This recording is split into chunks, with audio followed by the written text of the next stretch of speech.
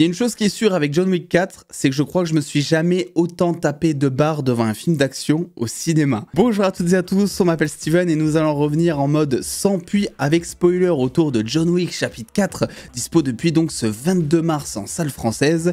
Et ben, c'est une saga que j'ai tout fraîchement découvert, puisque je vous invite à aller découvrir la critique des 3 premiers films qui est sorti il y a tout juste quelques semaines, parce que je voulais voir ce John Wick 4, je voulais comprendre le phénomène John Wick. J'ai eu pas mal de retard sur la franchise, mais je suis bien content d'avoir attrapé ces 3 films, puisque le 4e, franchement, j'ai adoré. Je pense que c'est celui que j'ai adoré même de loin par rapport aux autres. Alors que pourtant, ben, vous le savez, John Wick 3, je vous en ai parlé dans ma critique, c'était un film pas que je trouvais un peu surcoté, mais que j'avais peut-être pas autant apprécié que la moyenne. Je trouvais que c'était bien réalisé, que c'était sûrement d'ailleurs le film le mieux réalisé des 3 premiers, mais ensuite c'est vrai que j'avais un petit manque par rapport au fond. Et ici, je trouve que ce 4e film, eh bien, c'est un équilibre parfait. Et qui plus est, il va aller encore plus loin, notamment dans sa démonstration du film du genre action, en fait. C'est-à-dire que là où John Wick a été cheaté dans les 3 premiers films, bon, il est toujours cheaté ici, rassurez-vous. Et d'ailleurs, j'y ai pensé, mais il y a vraiment un bingo à faire avec ce film.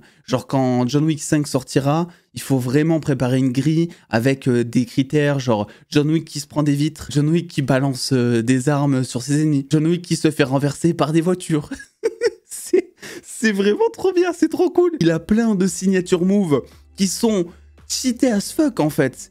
Mais t'es content de les voir et t'es content de voir entièrement ce film parce que pour la première fois, moi je trouve, c'est pas que John Wick qui est cheaté. Il y a aussi tous les autres personnages. On a notamment évidemment le personnage de Kane qui joue donc un espèce de Daredevil mais cheaté à encore puissance 1000, donc un aveugle agent secret on va dire qui va savoir se battre comme jamais. C'est un espèce de comic relief dans le sens où il va avoir des scènes où il va surjouer l'action, il va faire des espèces de célébrations à chaque fois qu'il va buter un mec par exemple. Mais à côté de ça, il a quand même un développement dramatique qui va permettre d'équilibrer le tout, ce qui va le rendre super intéressant. Pas comme d'ailleurs, pour faire le petit parallèle, certains personnages Marvel où voilà, c'est des comic relief mais ils sont juste là pour faire rire. Non, lui, il a vraiment un intérêt scénaristique dans le film. Ses combats sont incroyables et tu sens vachement la différence entre par exemple ses chorégraphies et celles de John Wick. Et c'est vrai qu'on pouvait se demander, bon, comment est-ce qu'il va faire quoi? Il est aveugle, on est censé être dans un monde réel et pas dans, on va dire, le monde des comics, en gros, si on veut comparer à un Daredevil qui a ses sens affûtés, etc. Et bon, ils arrivent quand même à te montrer comment il arrive à se battre tout en étant aveugle, même si, bah oui, c'est quand même toujours un peu plus cheaté que la moyenne, n'est-ce pas? On a aussi le personnage de Scott Adkins, que vous avez vu potentiellement dans les trailers ou dans des images, donc qui s'est fait prothéser entièrement le corps, j'ai envie de dire, qui ressemble d'ailleurs beaucoup au pingouin de The Batman, tant dans sa forme que dans son fond, dans son histoire un petit peu, on dira, je vais pas trop dire pourquoi, sait-on jamais, mais il m'a fait beaucoup penser à lui, et lui c'est pareil quoi, c'est un mec qui pèse quoi, 200 kilos quand tu le vois à l'écran, il arrive à te soulever sa jambe à 6 mètres de haut, à te faire des chorégraphies de combat, c'est incroyable. Et vraiment, tous les personnages sont intéressants. Et d'ailleurs, même les antagonistes, je pense notamment à Bill Skarsgård, qui pour moi est un bon antagoniste et sûrement à ce jour le plus marquant de la franchise John Wick selon moi. Ils sont arrivés à lui donner un espèce de côté, on va dire, psychopathe, en même temps arrogant, fils de riche, détestable, quoi, vous voyez ce que je veux dire. Donc Bill Skarsgård qui a l'air de jouer un français. Alors moi j'ai vu le film en VF, et c'est vrai que peut-être qu'en VO, il fait plus français qu'autre chose, mais en VF, il fait toujours suédois, quoi. Donc t'as juste l'impression de voir un espèce d'allemand, donc c'est assez bizarre parce qu'on te dit qu'il est français à côté, etc.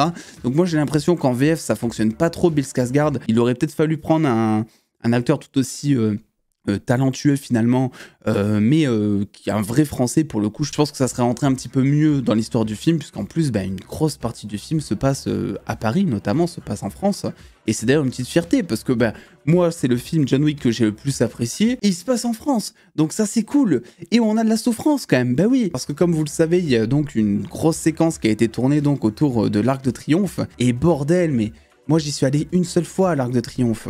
J'avais déjà, je ressentais déjà la souffrance pour les Parisiens qui devaient passer là tous les jours, tu vois. c'est un rond-point, mais c'est même pas un rond-point, quoi. C'est Pékin Express et Koh Lanta mélangés d'arriver ici, quoi, tu vois, en voiture. Là, il y a toute une scène d'action qui se passe là-dedans, donc tu comprends direct les enjeux, d'autant plus, je pense, si vous habitez à Paris, je pense que la scène sera beaucoup plus marquante pour vous. Et après, en termes de réalisation, ben, pour moi, c'est au-dessus du troisième.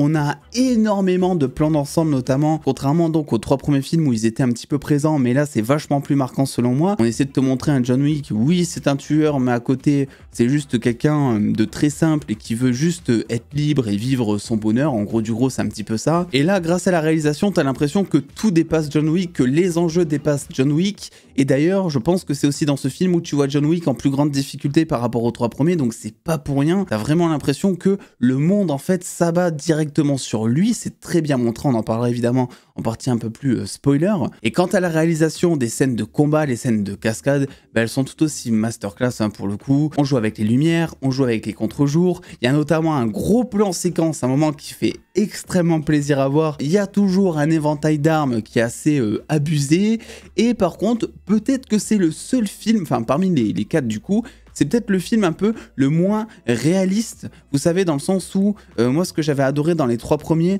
c'était le fait de voir un John Wick qui va prendre son temps pour recharger une arme, tu vas voir la complexité que c'est pour vérifier qu'il y a la balle bien dans ton canon qui est rangée, tu sentais tout ça presque comme si tu étais dans un gameplay de jeu vidéo. Ici tu le vois quand même, hein, ça reste John Wick, donc on reste sur l'ADN John Wick évidemment, tu sens que Keanu Reeves s'est bien entraîné, mais à côté de ça c'est vrai que peut-être que tu as l'impression que les munitions sont un peu plus illimitées, j'ai l'impression, et c'est vrai aussi qu'il y a toute cette partie présente, bah, notamment déjà à partir du 3, vous savez John Wick porte une veste par balle, bah, qui revient ici dans le 4 et qui est beaucoup plus utilisée, j'ai l'impression, ce qui évite peut-être John Wick de faire des moves assez abusés pour esquiver des balles ou pour se sortir de certaines situations. Là il va juste prendre sa veste et se protéger, donc peut-être que c'est un petit point négatif qu'on peut trouver par rapport aux 3 premiers films, mais ça fonctionne très bien, c'est là juste pour être pointilleux on dira, pour faire le mec chiant, parce que sinon comment on va faire? Comment vous allez faire sinon pour croire que vous êtes sur la vidéo d'un expert cinématographique? Faut bien que je fasse le mec un peu chiant, bordel. Si vous avez vu le film, par contre, je serais assez curieux d'avoir votre retour sur quelque chose. C'est-à-dire que moi, j'ai vu le film en pleine digestion, ce qui est vraiment le pire des bails quand vous voulez aller vous enfermer au cinéma pendant près de 2h40, c'est d'y aller en pleine digestion. Parce que si jamais il y a une petite baisse de rythme, à coup sûr, c'est le moment où vous devez lutter contre l'endormissement. Et j'ai eu un petit moment comme ça qui se situait, on va dire, au moment peut-être d'arriver à Berlin, on dira. Et j'aimerais savoir si vous, du coup, vous avez eu un moment de mou, si vous avez trouvé que le film était mal rythmé ou pas. Ce qui est sûr, c'est que une fois que ça démarre, par contre, ça démarre et ça ne s'arrête jamais. On a un film qui est divisé en 3 parties. Il me semble qu'on a Tokyo, Berlin et Paris. En gros, Tokyo, c'est un petit peu plus lent. Berlin, ça commence également à poser ses enjeux et à avoir des grosses scènes d'action qui sont parmi d'ailleurs les meilleures de la franchise. Et évidemment, Paris, où là, voilà, une fois que tu arrives à Paris, bah en fait, plus rien ne s'arrête, quoi. C'est un délire. Et même concernant l'histoire, donc, la fameuse table, voilà, tout ce qui est un peu le lore de John Wick, c'est beaucoup plus accentué dans ce film. On va beaucoup plus loin, on a l'impression de se retrouver face à des espèces de traditions assez archaïques, ce qui était déjà le cas dans les premiers films, mais là tu sens vachement que c'est une communauté très traditionnaliste, où bah, tu dois faire des trucs pour t'en sortir qui datent de l'Antiquité presque. Donc bref, c'est un film que j'ai énormément apprécié, et évidemment la musique n'est pas en reste, puisque la musique accompagne énormément l'action comme à son habitude. On a de la grosse bonne techno, on a de la grosse bonne musique de John Wick, son thème donc qui revient de façon un peu remixée par instant. Bref, c'est un énorme oui. J'avais pas eu le coup de cœur comme ça pour un film John Wick, j'avais apprécié énormément le 2 notamment. Et là je dois dire que le 4 pour moi il surpasse vraiment tous les autres de très loin. Évidemment on a une petite pensée pour Lance Reddick donc qui joue le concierge dans la franchise, dont on a appris le décès à 60 ans il y a maintenant quelques jours, donc c'est vrai que quand tu le vois apparaître au début à l'écran, ça te met une petite sensation qui est pas super agréable, mais ensuite vu que t'es dans le film, vu que t'es en plein dans l'action, etc., évidemment que tu arrives à oublier et tu arrives à te concentrer sur la badassitude de tous les personnages, protagonistes comme antagonistes, qui sont présentés. Donc écoutez, moi je vous conseille vivement, si vous aimez les John Wick en tout cas, je vous conseille vivement d'aller voir ce film si ce n'est pas fait. Par contre, c'est vrai que si vous avez eu du mal avec les premiers, alors celui-ci vous allez avoir encore plus de mal, hein, parce que si ce côté cheaté dans John Wick c'est quelque chose qui vous dérange, Et là, dans le quatrième, ça va être un délire, hein. Vous allez tomber face à un mec encore plus résistant que Superman, quoi. Donc voilà, et le film est assez drôle aussi. Donc écoutez, on se laisse ici, allez voir ce film et revenez pour la partie spoiler qui commence maintenant.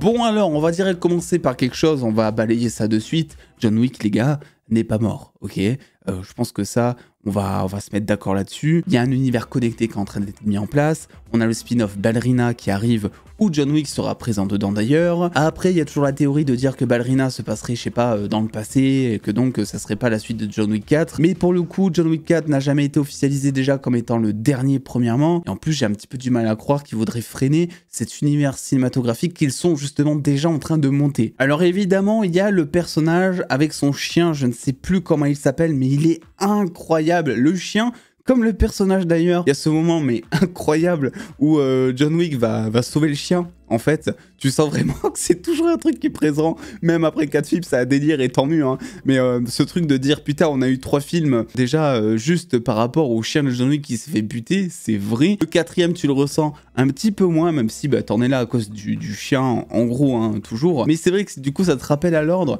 t'étais totalement sorti de ce truc, de ce passé où John Wick, il y a son chien qui se fait buter, donc il fait tout ça par vengeance et tout. Et puis, on te remet un petit coup de nostalgie, en mode, bah oui, John Wick, il aime bien les chiens, donc il va protéger le chien. Et donc j'ai adoré ce passage. Et le chien qui donne lieu à des scènes incroyables, quoi. Les chiens qui sont toujours d'attaque, hein. Alors c'était déjà le cas avec les chiens d'Alberi, notamment dans le 3, il me semble, où en fait tu sentais que les chiens ne lâchaient pas l'agresseur tant que le dresseur derrière en off disait pas c'est bon, c'est fini, tu lâches le cascadeur, quoi. Même une fois que le mec était mort par terre, qui ne bougeait plus, tu voyais le chien qui tirait encore, donc c'est toujours le cas ici, sauf que pour moi ça rentre mieux dans la mise en scène, et d'ailleurs ils en jouent pas mal, puisque t'as des plans par moments qui sont vraiment insistants là-dessus. Le chien qui va pisser sur la gueule du gars dont ils viennent bouffer les couilles et qui s'est pris juste ensuite une balle dans la tête, c'était incroyable vraiment. Évidemment toute la scène où ils doivent monter les 250 marches, je ne sais plus, qu'il est au bout de sa vie, c'est un périple.